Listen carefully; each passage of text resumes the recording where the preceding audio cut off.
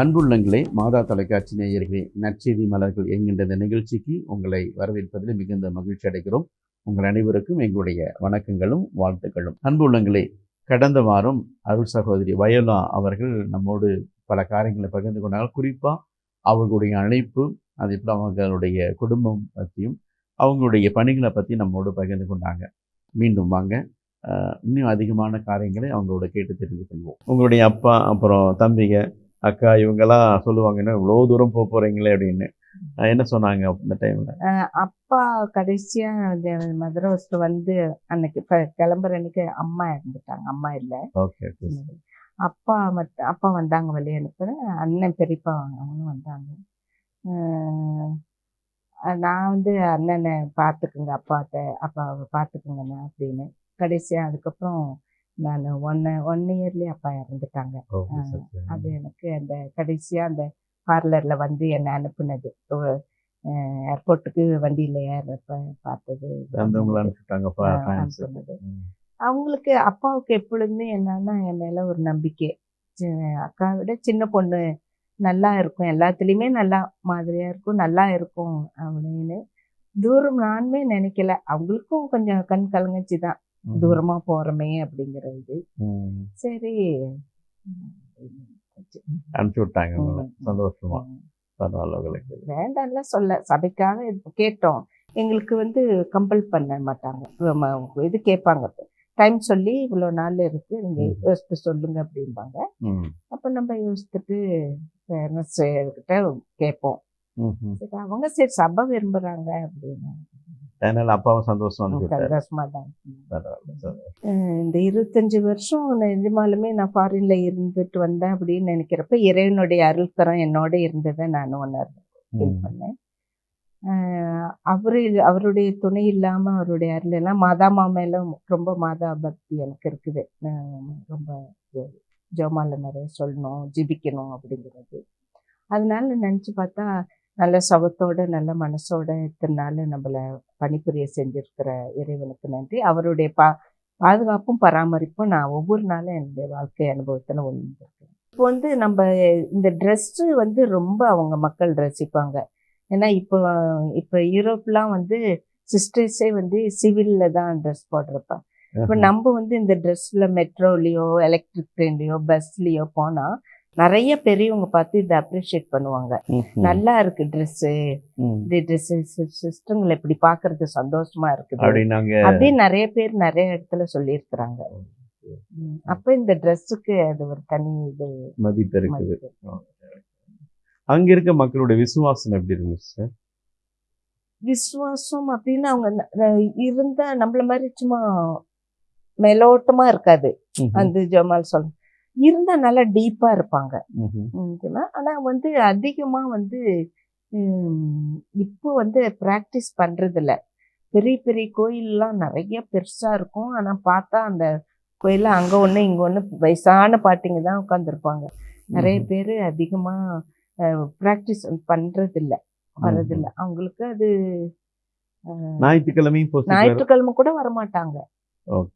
வரமாட்டாங்க. Christmas new year அது மாதிரி வரவங்களும் இருப்பாங்க. இந்த வயசான பாட்டிங்க அந்த காலத்துல பிராக்டிஸ் அவங்க ரெகுலரா கோயிலுக்கு சண்டேஸ்ல வருவாங்க. அவங்களுடைய இது இருக்கும். ஆனா வந்து இந்த தேசே பிரதர்ஸ் நீங்க கேள்விப்பட்டிருக்கீங்களா?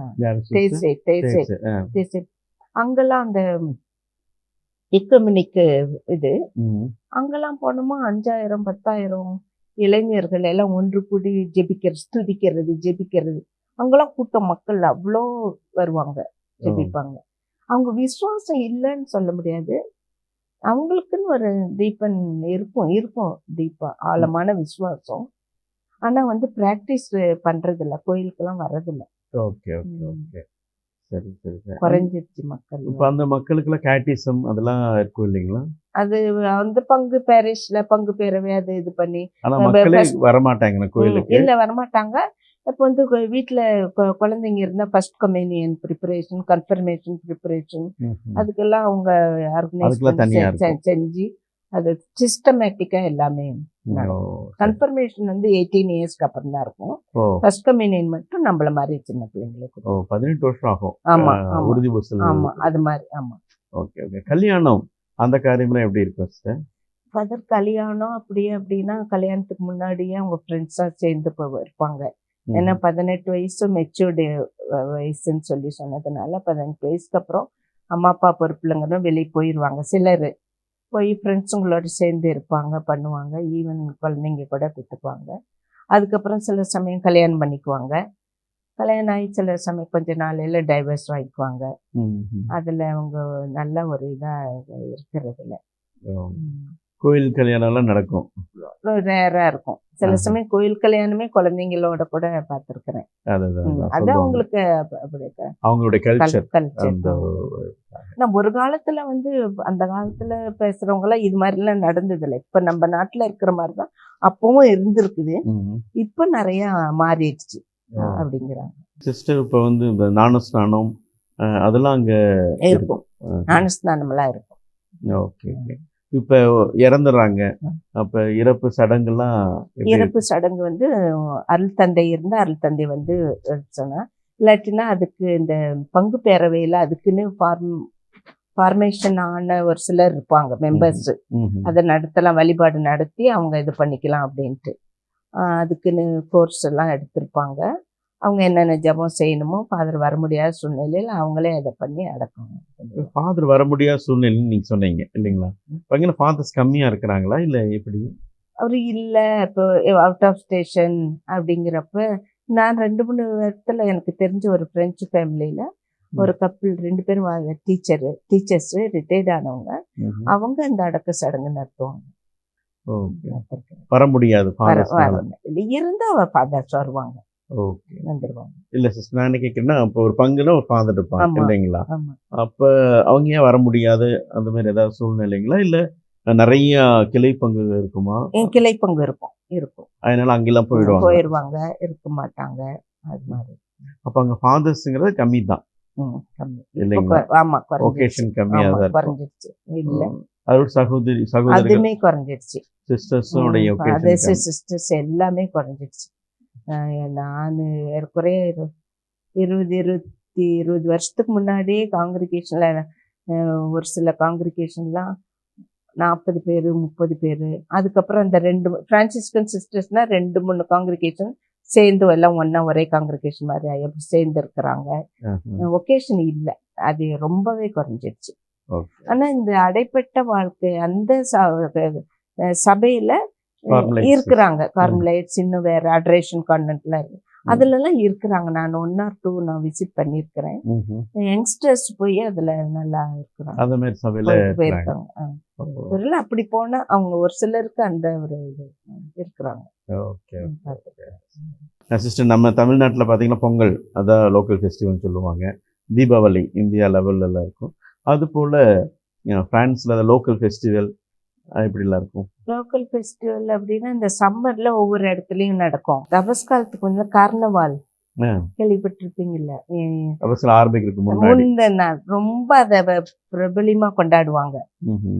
செவ்வாய்க்கிழமை அந்த விபூதி புதனுக்கு முந்தின செவ்வாய்க்கிழமை அது ரொம்ப கிராண்டா நிறைய டிஃப்ரெண்டா ட்ரெஸ் எல்லாம் போட்டுக்கிட்டு பண்ணிட்டு அதை கொண்டாடுவாங்க.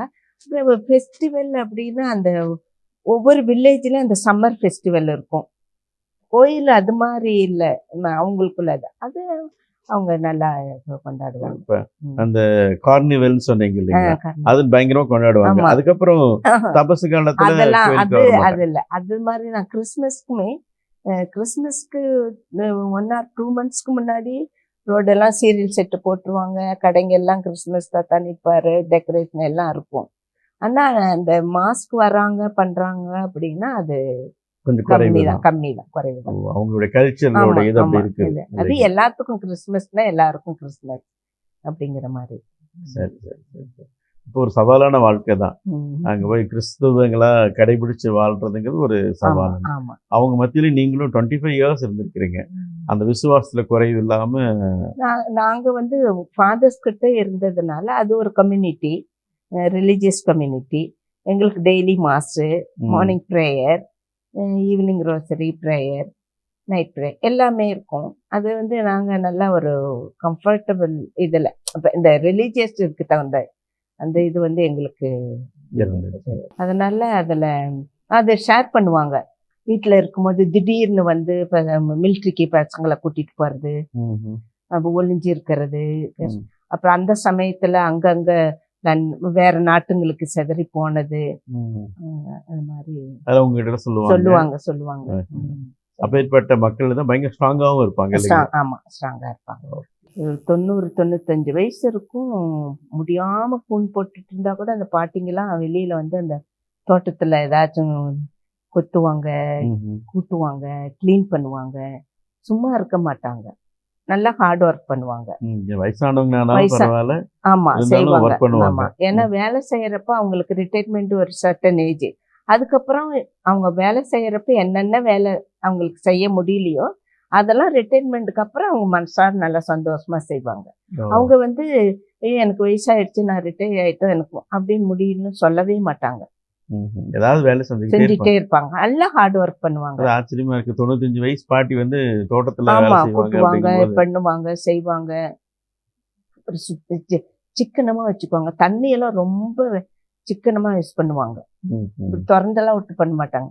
இந்த டப்பு மாதிரி பேசின் இருக்கும். ஒரு இதில் சோப் வாட்டர், இன்னொரு இது ஹாட் வாட்டர், கோல்டு வாட்டர் தான். ம்ஹும். அதில் வந்து இது பண்ணி நம்ம திறந்து அப்படியே இது பண்ணி யூஸ் பண்ணவே பண்ண மாட்டாங்க. மாட்டாங்க. அதுலதான் வாஷ் பண்ணுவாங்க. இதில் சோப்பு இதில் முடிச்சுட்டு அதுக்கப்புறம் இன்னொரு இதில் ஹாட் வாட்டரில் டிப் பண்ணி எடுத்து வச்சிருவாங்க.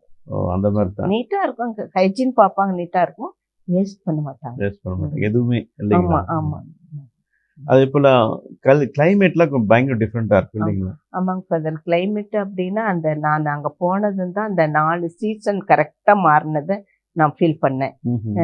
இது spring season, summer season, winter season, இது எல்லாமே அப்படியே கரெக்டாக அந்த 3 months. ம்ஹும். இப்போ 21 மார்ச்னா ஸ்ப்ரிங் சீசன் தொடங்குது. ம்ஹும். அப்புறம் ஜூன் 21 சம்மர் சீசன் தொடங்குது. அதை முடிச்சுட்டு ஸ்ப்ரிங் இது வரும், ஆட்டம். ஆட்டம். அந்த ஆட்டம்ல பார்த்தோமா ஹில்ஸ், இந்த மரங்கள் எல்லாம் வந்து நல்லா கலர்ஃபுல்லா சேஞ்ச் ஆயிரும்.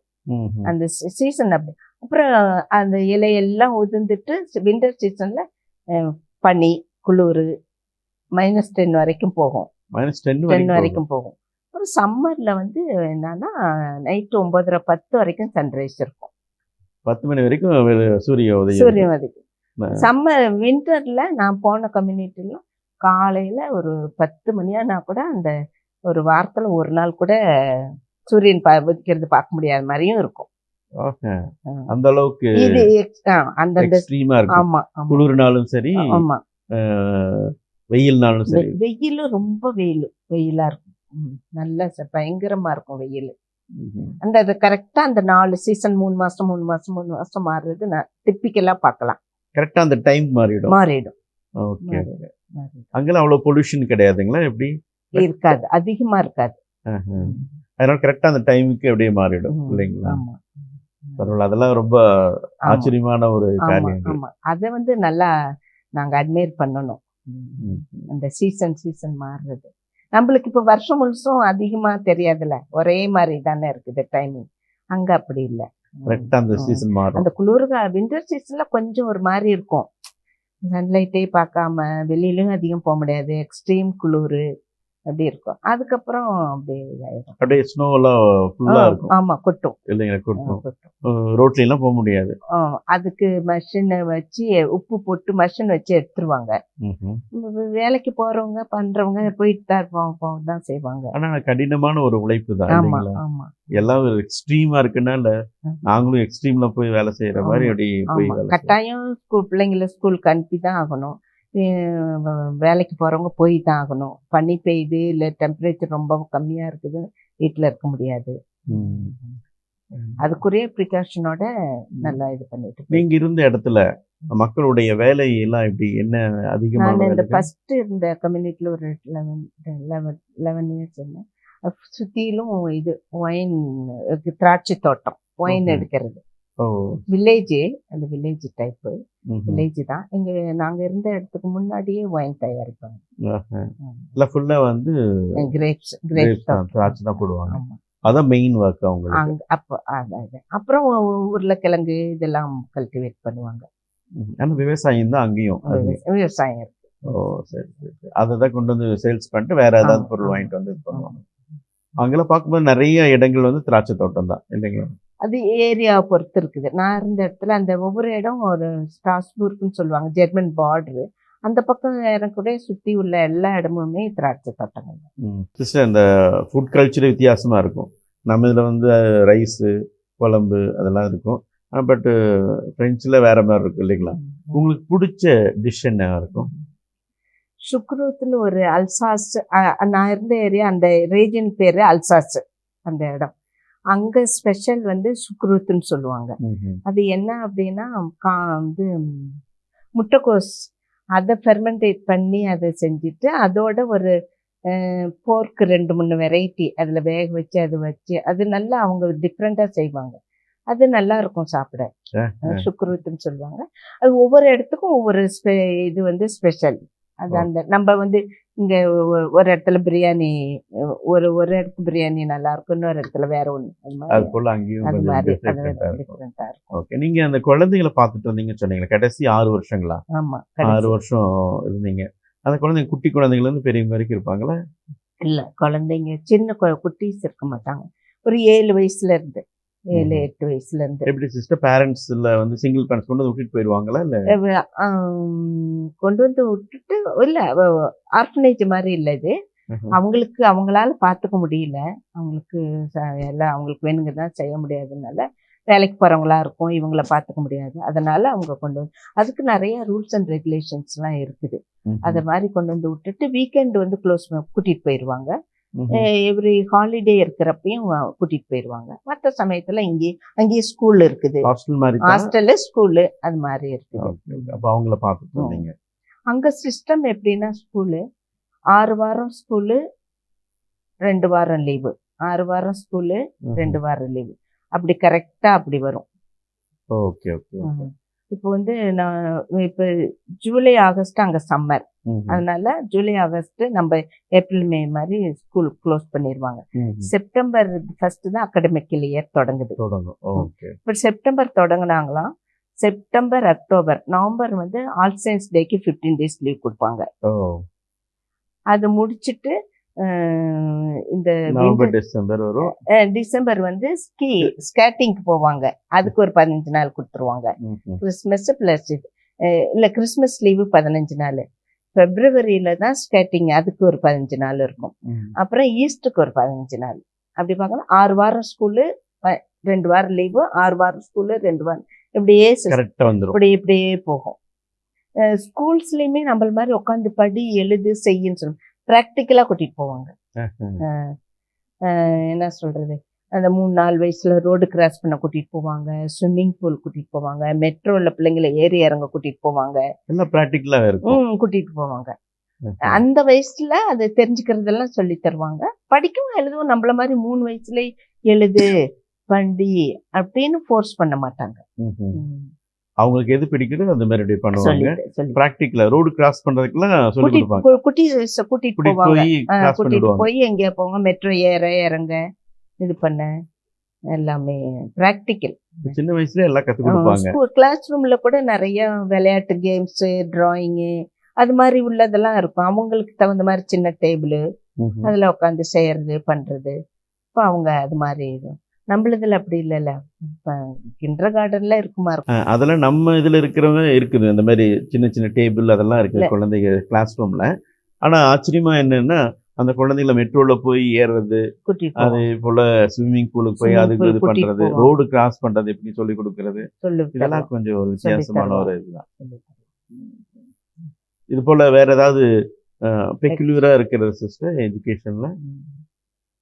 ஈவன் அந்த குட்டி சின்ன குழந்தைங்க கூட அவங்களுடைய கோட்டை கழட்டி அவங்களே போட, இப்போ ஒரு கிளாஸ் ரூம்ல 30 பிள்ளைங்கலாம் 20 பிள்ளைங்களாம் இருந்தால் ஒரு டீச்சர் எல்லாத்தையும் கழட்டி மாட்டி அவங்களே கழட்டி அதை எப்படி போடணும்னு எல்லாம் சொல்லி தருவாங்க குட்டியா இருக்கும்போது.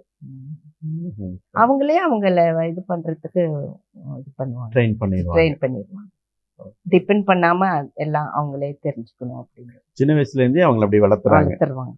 நம்ம குழந்தைகளை தான் பொத்தி சட்டை போட்டு பொத்தி நம்ம விட்டு, ஆமா, பட்டெல்லாம் போட்டு விட்டு, கோட்டை ஆமா. போட்டு விட்டு, தலை சீவி விட்டு எல்லாம் பண்ணுவோம். +2 வரைக்கும் கூட நம்ம பிள்ளைங்களுக்கு அப்படிதான் செய்யறாங்க. நான் அவங்க இதுல வந்து சின்னதுலயே அவங்க வேலையை அவங்க பண்ணுறதுக்காக ஆமா, ஆமா. ட்ரெயின் பண்ணிட்டு ஆமா. இருக்காங்க இல்லைங்களா? பரவாயில்ல, நல்லது. அது அவங்களுடைய கலகலப்பு. சிஸ்டர், இந்த 2 வாரமா எங்களோட நிறைய காரியங்களை பகிர்ந்துட்டீங்க. இப்போ மாதா தொலைக்காட்சி நேயர்கள் நிறைய பேர் பார்த்துட்டு இருக்கிறாங்க. அவங்களுக்கு நீங்க என்ன சொல்ல விரும்புறீங்க? இன்னைக்கு நம்ம ஃபாதர்ஸ் சிஸ்டர்ஸ் ஸ்கூலுக்கு வந்து நம்ம குழந்தைங்களை அனுப்பி எஜுகேஷனுக்கு படிச்சாங்க. வருங்காலத்துல வந்து திரும்பவும் இந்த இந்த ஃபாதர்ஸோ சிஸ்டர்ஸோ நடத்துகிற ஸ்கூல்ஸ் நல்லபடியா வளரணும்னா நீங்களும் நல்ல மனசோட உங்க குழந்தைங்களுக்கு இறை அழைத்தலை ஊக்குவிக்கணும், குடும்ப ஜெபமாலை சொல்லணும். வந்து ஒரு ஒரு பொண்ணு தான் வச்சிருக்கிறோம், ஒரு பையன் தான் வச்சிருக்கிறோம், நிறைய படிக்க வச்சு அவங்க நல்லா பணம் சம்பாரிச்சு நல்லா இருக்கணுங்கிற தாட்டை விட நம்ம குழந்தைங்கள கடவுளுக்கு அர்ப்பணிக்கணுங்கிற நல்ல மனசோட பெற்றோர்கள் முன் வரணும். சில சமயத்துல குழந்தைங்க ஆசைப்பட்டா கூட பெற்றோர்கள் வேண்டாம் அப்படின்னு தடுக்கிறது நான் கேள்விப்பட்டிருக்கிறேன். அது வந்து நீங்க வந்து உங்க குழந்தைங்கள இறை அழைத்தலுக்கு ஊக்குவிங்க, நீங்களும் ஜெபிங்க. அவங்க குழந்தைங்கள்ல இருந்து அவங்களுக்கு நல்ல பழக்க வழக்கத்தை சொல்லி கொடுத்து உங்க குழந்தைங்கள நல்ல முறையில இறை அழைத்தலுக்கு அனுப்பி வைத்தா நல்லதுன்னு நான் நினைக்கிறேன். நல்ல ஒரு மெசேஜ் கொடுத்தீங்க சிஸ்டர். ரயில் உண்மையாலுமே தேவ அழைத்தல் வேணும். ஏன்னா பிரான்ஸ்ல நாட்டிலாம் ஃபாதர்லாம் கிடையாது, சிஸ்டர்ஸ்லாம் இல்லைன்னு நீங்கள் நிறைய சொன்னீங்க. கண்டிப்பாக தேவ அழைத்தல் இருந்தால் தான் கடவுளுடைய நற்செய்தியை பறைசாற்றவும், அதே போல் கடவுள் பணி செய்யறதுக்கு ஆட்கள் தேவைன்னு நீங்கள் சொன்னீங்க. ரொம்ப நல்லது சிஸ்டர். அன்பு நேயர்களே, அருள் சகோதரி வயோலா அவர்கள் நிறைய காரியங்களை நம்மோடு பகிர்ந்து கொண்டாங்க. குறிப்பாக சொல்லணும்னா பிரான்ஸில் இருக்கும்போது 25 வருஷம் அந்த நாட்டில் பணி செஞ்சாங்க. அருள் தந்தையர்கள் அதே போல் குழந்தைகளுக்கு தன்னுடைய வாழ்க்கையை அர்ப்பணித்து நிறைய பணிகள், அவர்களுக்கு செய்ய முடியாத காரியங்கள் எல்லாம் செஞ்சாங்க. வயதான முதிர்ந்த அருள் தந்தையர்களுக்கு நிறைய காரியங்களை செஞ்சு அவங்களை பாதுகாத்தாங்க, அவங்களுக்காக ஜெபிச்சாங்க, கடைசி காலத்தில் கூட இருந்து அவர்களை பாதுகாத்தாங்க. இது ஒரு மகத்தான ஒரு பணி. நம்மாலான உதவிகளை ஞான மேய்ப்பர்களுக்கு செய்வது என்பது ஒரு கட்டளை. அந்த கட்டளையின்படி அழகான ஒரு பணியை செஞ்சுட்டு அதே போல் குழந்தைகளை பாதுகாத்தாங்க. குழந்தைகளுக்கு தேவையான காரியங்களை சொல்லிக் கொடுப்பது, அவர்களை பாதுகாத்து வழிநடத்துறது பண்ண காரியங்களை செஞ்சுருக்காங்க. ஆகவே இன்றைக்கி நிறைய அனுபவங்களை நம்மோடு பகிர்ந்து கொண்டு வந்திருக்காங்க. ஆகவே உங்கள் அனைவருடைய சார்பாக அவர்களுக்கு என்னுடைய மனமார்ந்த நன்றிகளை தெரிவிச்சுக்கிறேன். Thank you sister. மீண்டும் அடுத்த வாரம் ஒரு புதிய நற்செய்தியாளரோடு உங்களோடு பயணிக்க இருக்கிறேன். அதுவரை இங்கிருந்து விடைபெறுகிறோம். நன்றி, வணக்கம்.